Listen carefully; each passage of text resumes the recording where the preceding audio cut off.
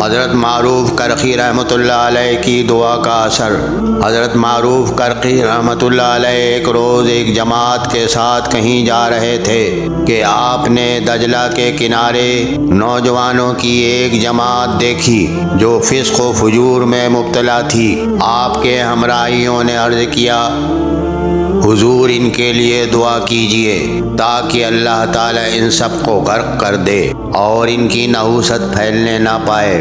حضرت معروف کرخی رحمۃ اللہ علیہ نے فرمایا، ہاتھ اٹھاؤ، میں دعا کرتا ہوں، تم سب آمین کہنا۔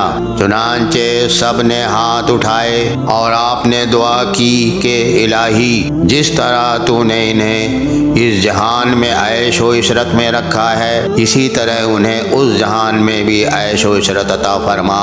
آپ کی اس دعا پر ہمراہیوں نے تعجب کیا اور وجہ دریافت کی تو آپ نے فرمایا، ذرا ٹھہرو، میرا مقصد ابھی ظاہر ہو جاتا ہے۔